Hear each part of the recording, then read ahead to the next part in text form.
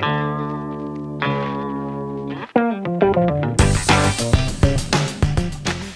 everybody, this is my backyard. I'm going to be taking a walk throughout here, and my goal is to try to find 10 different insects, spiders, worms, snails, things of that nature. And you're going to help me. As we hunt, one thing to keep in mind is that different kinds of plants are oftentimes going to mean different kinds of insects are around. So right here we got lots of different kinds of plants. We'll hunt around this kind of area. This is going to be my helper. Nathan, can you say hi? Hi. Can you wave? Good job. One of the easiest things to find in my yard are elm seed bugs. By the elm tree back here, they're everywhere. Right now they're just babies or nymphs, and you can see they're different sizes. They'll continue to grow until they reach adulthood, when they get their wings. They have a little bit of a stink to them, an alarm pheromone when they are disturbed or crushed. And it looks like little Bobby wants a piggyback ride. No.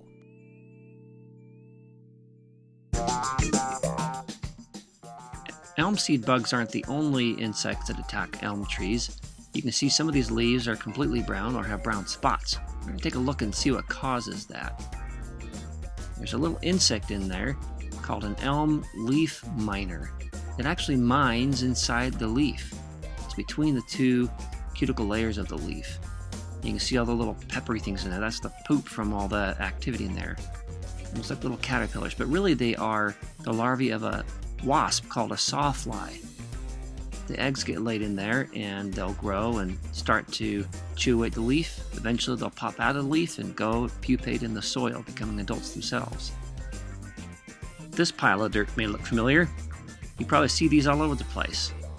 But did you know that the ant that makes those piles are called pavement ants? Usually because they make those piles within pavement. The ants are really quite industrious. They're all girls, and they are all helping to build the colony. Yeah, they even will go after bird poop. Whatever they can get to get nutrients. Sometimes you'll see a big mass of them like this, and what's going on is you've got two colonies that are attacking each other, usually right before a nuptial flight, when winged males and winged females fly out to mate.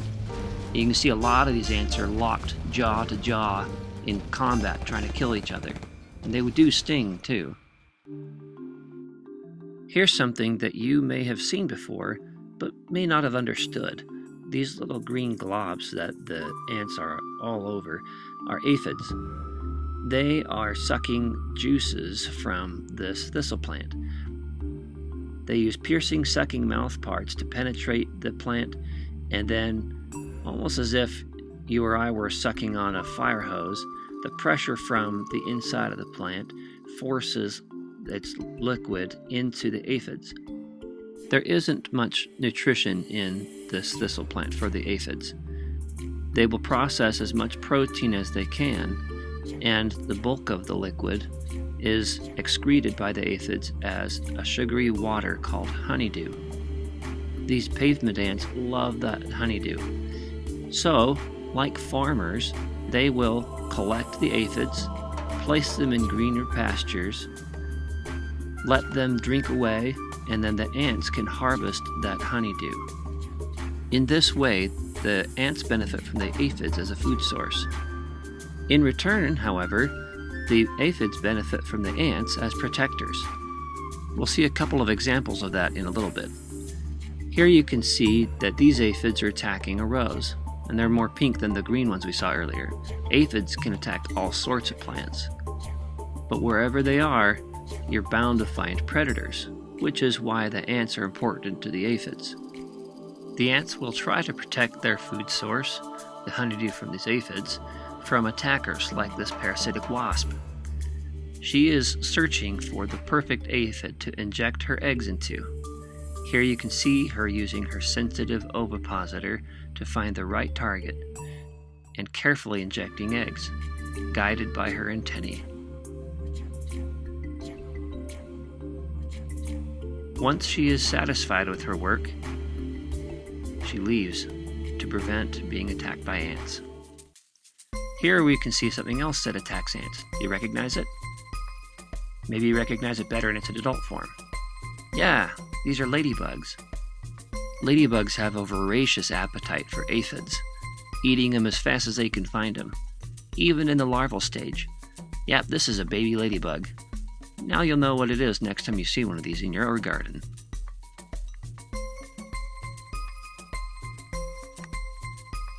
Another thing to know about ladybugs is that there are lots of different kinds. Some of them are red with black spots, some of them are black with red spots, and orange, and things like that.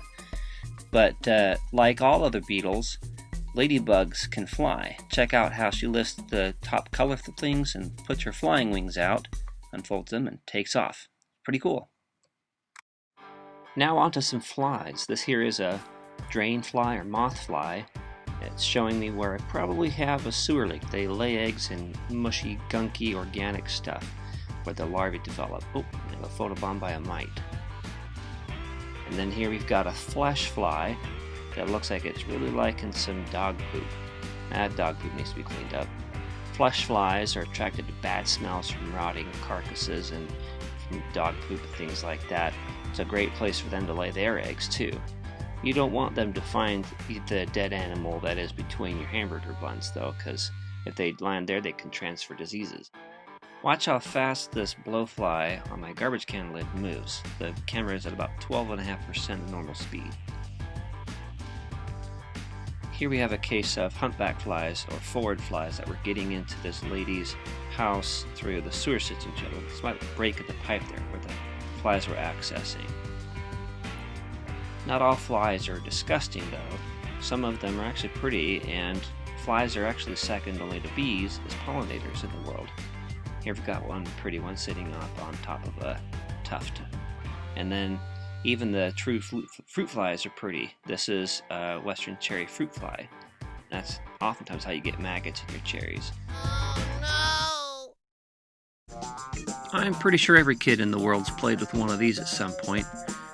We call them roly-polies, potato bugs, pill bugs, a lot of different names for them. And these days you can find a great variety of them in the pet trade. They're called isopods. They are a terrestrial crustacean, which means that they're kind of like lobsters or crabs in that they're crustaceans, and yet they live up on land, not in the ocean. Their ancestors still do live in the ocean. And like their ancestors, these breathe through gills. That's why you usually find them under rocks or in places with damp soil, somewhere where there's enough humidity in the air to allow them to breathe through those gills. The following is a drama I used to love watching unfold when I was a kid, dropping a pavement ant into the web of a spider, in this case a funnel weaving spider. The web by the funnel is sticky, and the ant works hard to try to get herself free from the web before the spider can kill her. Spiders can tell the size of their prey by the vibrations on the web. Their feet are very sensitive to those vibrations. The spider's got to try to hurry and subdue her prey by injecting venom into it before the prey item has an opportunity to break the web or injure the spider or escape, and the spider would lose her meal. The venom in the spider's bite shuts down the nervous system of its prey. But before that can take effect, she's got to try to find a chink in the ant's armor. It's harder than it looks. If you look at this slow motion portion, you can see the action of the bite, where she lunges forward and down, bringing her fangs out, and then drawing the fangs up in a very quick fashion.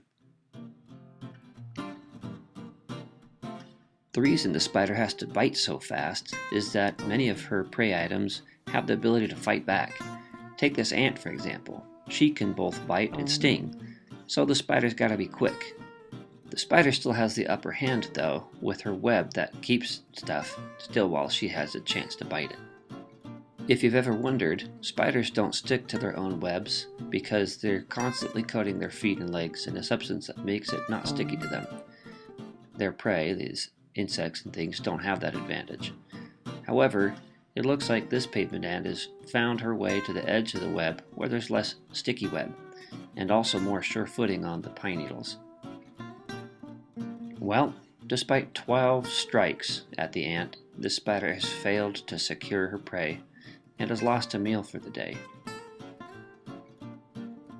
Embarrassed, Mrs. Spider goes home.